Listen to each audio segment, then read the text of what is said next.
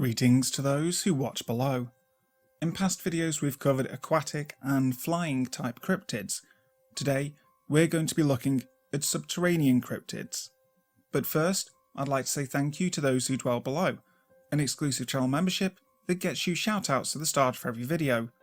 So thank you to Steffi Ray, who has just hit her 1 year anniversary of being a member of those who dwell below, Wicked Witch, Lisa Watts, Lefty Kim, M.A. Way, Julie B, Jess Black Curtain, Christina Groves, and LT Punisher 666. If you haven't already, please make sure to subscribe to the channel. Also, hit that notification bell so that you never miss a video. But for now, sit back, relax, and enjoy. The Jabbar Fofi. The Jabbar Fofi, also known as the Congolese giant spiders, are a type of large arachnid cryptid which is said to inhabit the forests of the Congo. Most of the many tales of this creature describe the spiders digging a shallow tunnel under tree roots and camouflaging it with a large screen of leaves. Then they create an almost invisible web between their burrow and a nearby tree, stringing the whole area with a network of trip lines. Some oblivious animal that'll likely soon end up on the creature's menu will trip the line alerting the spider. The victim will then be chased into the web. This type of predatory behaviour is similar to that of several species of trapdoor spider. The Jabbar Fofi eggs are a pale yellow-white and shaped like peanuts. Natives claim that the hatchlings are bright yellow with a purple abdomen. Their coloration becomes darker and more brown as they mature. Some of the people indigenous to the regions in the Congo where the Jabbar Fofi have been seen assert that the spider was once quite common, but has since become very rare. The very first sighting by a Western observer was in the 1890s near Lake Nyassa, during which Arthur John Symes and his men came upon one of the creatures. His men got them tangled in an enormous web, and two giant spiders, which were 2 and 4 feet in length, came out of their web and attacked them. Symes was bitten, but managed to escape after shooting one of them with his pistol. He subsequently developed symptoms, including a deathly pallor, severe chills, swelling around the area he was bitten, and became delirious before dropping into unconsciousness. He ultimately succumbed to the effects and died. The fullest account by Westerners appears in the cryptozoological book by George Eberhardt. Eberhardt relates the terrifying experience of an English couple travelling through the Congo. R.K. Lloyd and his wife were motoring in the Belgian Congo in 1938 when they saw a large object crossing the trail in front of them. At first they thought it was a cat or monkey, but soon they realised it was a spider with legs nearly 3 feet long. Cryptozoologist William J. Gibbons has hunted in the Congo for the Macaulay Membe. On his third expedition in search of the creature, he came upon natives who told their experiences with giant spiders. He shared these experiences with readers on his return to Canada. On this third expedition to Equatorial Africa, I took the opportunity to inquire if the pygmies knew of such a giant spider, and indeed they did. They speak of the Jabbar Fofi, which is a giant or great spider. They described a spider that is generally brown in colour, with a purple mark on the abdomen. They grow to quite an enormous size, with a leg span of at least 5 feet. The giant arachnids weave together a lair made of leaves similar in shape to a traditional hut, and spin a circular web between 2 trees with a strand stretched across a game trail. These giant ground-dwelling spiders prey on the diminutive forest antelope, birds, and other small game, and are said to be quite dangerous, not to mention highly venomous. The spiders are said to lay white, peanut-sized eggs in a cluster, and the pygmies give them a wide berth when encountered, but have killed them in the past. The giant spiders were once very common, but now a rare sight. In March 2013, a video surfaced on YouTube of an alleged Jabbar Fofi caught on a night vision camera near a waterhole next to a tree in Mozambique. The Jabbar Fofi appears out of the darkness for a brief moment, while scurrying into the darkness on the far right of the screen. Many of the natives describe the spiders as once being numerous, but now a vanishing species. Encroachment by civilization in the form of rainforest being converted into farming may have driven the spiders from their natural habitats. The Grootslang. The first records of the Grootslang come from a rock painting in a South African province that is yet to be dated correctly. The first sightings started around 1867 and continued to multiply through the late 1890s. In 1963, newspapers began reporting the sightings, sending locals into a frenzy. This giant snake is described as being 20 to 39 feet in length, with a neck 8 to 10 feet long, and a head 7 to 8 inches wide. In some tales, its body is completely snake-like. However, in others, the body takes on a hippo or elephant-like shape with a long snake-like tail. Its skin or scales are pitch black from head to tail. This legendary cryptid snake comes from the African regions, most notoriously a deep cave in Richtersveld, South Africa. This creature has also made its way to treading water in the Orange River of the northeastern Cape Province, as well as the Vaal Dam of Free State Province. It has even been said that they dwell in the deep pits of the Congo. According to legend, the Grootslang is as old as the world itself, crafted by the gods themselves in the early times of creation. This giant primordial creature would prove to be a terrible mistake, as they filled it with tremendous strength, cunning, and intellect. The gods tried to split their creature into two smaller animals, elephants and the first snakes, but one of the original Grootslang escaped the gods. Hiding in a cave known as the Waterhole or Bottomless Pit, it continued to live and breed, creating more of its kind. It would lure elephants into the cave to feed itself and the little ones. According to the local legends, living in the deep caves of Africa is what drives this great serpent to covet gems and diamonds. This lust of the gems curbs the creature's cruelty and dark nature, leaving bargaining room for its victims to gain freedom from certain death.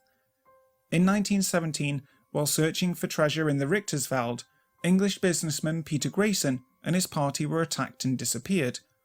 Locals blamed the Grootslang for claiming yet again another victim from the lions and coveting the riches the party was rumoured to have discovered. Most of the other significant sightings report the creature attacking from the deep waters of rivers, with few people surviving the encounters. Some gave details of a large wave rushing toward them or their boats, before swallowing them down into the water. Other reports, like Frederick Cornell's in 1910, say the creature emerged from the wave, raising its massive head 12 feet into the air, before attacking them. Many people have tried to rationalise possible explanations for the numerous reports of slightly different creatures, one being a large rock python, another a water monitor lizard, or even an unnamed species of monitor. Some have even claimed that this could be the same long-necked seal that people mistake Nessie and other lake monsters for. Though some of these are good theories, none have been proven, leaving locals to go on fearing the dreaded Grootslang and its greedy need for the beautiful gems African lands hold. The Minhocao. The Minhocao is a large earthworm-like cryptid that allegedly exists in the forests of South America. It reportedly resembles a giant worm with scaly black skin, a readily visible mouth, and a pair of tentacle-like structures protruding from its head. According to at least one witness, it also has a pig-like snout. Although this species is normally subterranean, it also has aquatic habits. It has been reported to prey on large surface animals, including cattle, by suddenly capturing them from below the water. It is thought to be a burrowing animal, producing enormous trenches as it digs, which suggests a body diameter of up to 10 feet. Its body length is stated to vary from 75 up to 150 feet. There have been cases of houses and other man-made structures collapsing and rivers having their course altered, allegedly due to the Minhocao's burrowing activity.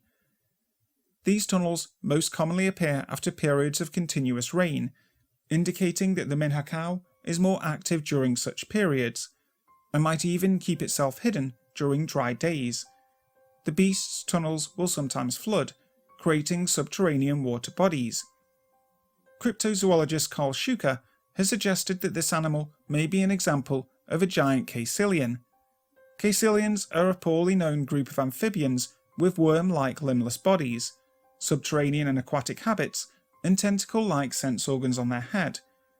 Most caecilians do habit the forests of South America, which fits the description of the Minhocao well. However, known caecilians do not even begin to approach the supposed size of this animal. The Olitiau. It was during an exploration of Cameroon's rainforests that Ivan T. Sanderson first encountered a creature the locals call Olitiau. Described as a giant bat-like creature with a wingspan between 10 to 12 feet in length, this monstrous beast is reportedly most active in the twilight hours. While exploring a river system in the Asumbo Mountains, one of Cameroon's rainforests, Sanderson and his hunting partner Gerald Russell were reportedly attacked by an Olitiau as they were shooting smaller bats along a stream. According to Sanderson, the Olitiau's lower jaw hung open, displaying huge white teeth that were a good 2 inches in length. Its body was coal black, and it did not appear to have any hair. When Sanderson reported this attack to his native guides, they were reportedly so excited that they dropped everything and set out in search of the beast. Some researchers have speculated that the Olitiau sighted by Sanderson was, and still is, a surviving species of nocturnal pterodactyl. Others believe that the creature may be a species of giant bat, more than doubling the size of the world's largest known bat, the tropic flying fox, which has a maximum wingspan of over 6 feet.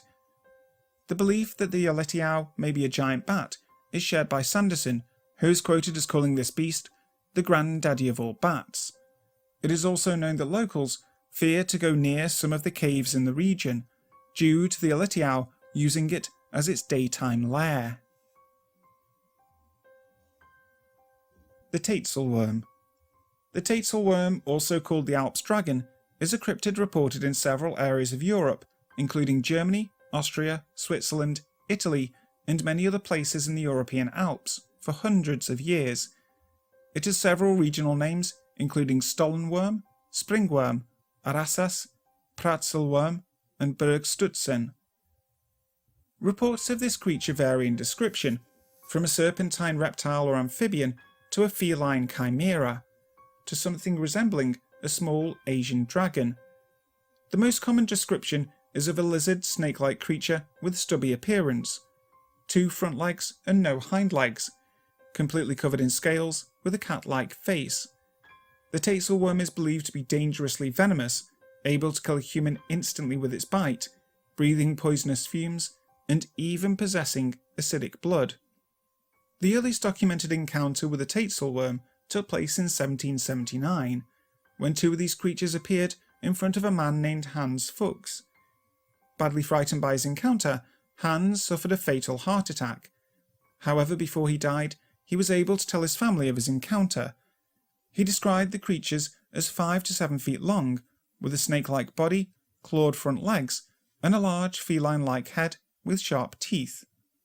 In 1828, a peasant supposedly found the corpse of a Tatzelwurm, which by the time he had managed to bring it home, crows had apparently eaten half of the creature. Even so, the Tatzelwurm built up quite a following of believers and was even considered fact in the 19th century. It is now believed that even if this creature did actually exist, that because sightings are so rare now, it may be completely extinct. There are many tales of the legend of the Tatzelwurm. The first is of a young girl who was working on a Swiss farm.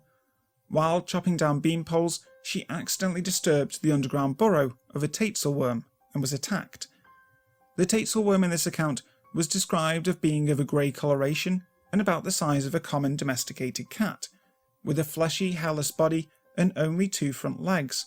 According to the story, the Tatzelwurm glared at the girl and she ran away, describing big bright eyes, too intense to meet. Another story tells of a man and his son out gathering herbs in the mountains, when the man suddenly heard his son scream and seemed to be paralysed in fear, staring at a rock. The man sprinted to his son, only to see a gruesome monster under the rock near his son, which hissed like a snake and had the face of a cat with big bright eyes. The man managed to stab the Tatzelwurm with a sharpened stick, easily piercing the flesh. According to the story, the green blood of the creature sprayed out and burned the man's leg, making his journey home long and painful. In 1883, Caspar Arnold saw a Tatzelwurm on the Spielberg near Hochfilzen, Tyrol, Austria. He watched it from a mountain restaurant for 20 minutes and was certain that it only had 2 legs. A 2-legged Tatzelwurm leaped 9 feet in the air towards 2 witnesses near Salzburg, Austria, in the summer of 1921. It was grey, about 2 to 3 feet long, and had the head of a cat. In 2000, a strange skeleton was forwarded to a local college. Some scientists said at the time that this is the first physical proof of the alpine Tatzelwurm.